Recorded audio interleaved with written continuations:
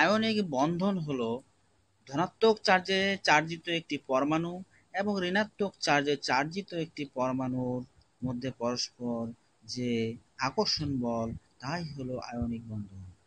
আপনারা লক্ষ্য করছেন বামে সোডিয়াম পরমাণু তার সর্ববহিঃস্থ স্তরে একটি ইলেকট্রন ছেড়ে দিয়েছে এবং সে নিয়নের কাঠামো পেয়েছে এবং সে নিজেই একক ধনাত্মক চার্জ লাভ করেছে।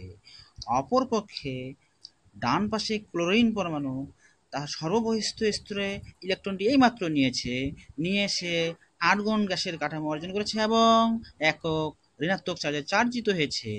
এই পরস্পর বিপরীত চার্জে চার্জিত পরমাণু দুটি কিভাবে পরস্পরের সাথে আকর্ষণ হলো তাহা দেখলেন এবং এই আকর্ষণ বলের কারণে তারা পাশাপাশি আসলো এবং একটি বন্ধন সৃষ্টি করলো। ইহাই হইল আয়নিক বন্ধন এবং সোডিয়াম ক্লোরাইডের আয়নিক বন্ধন। Thank you very much.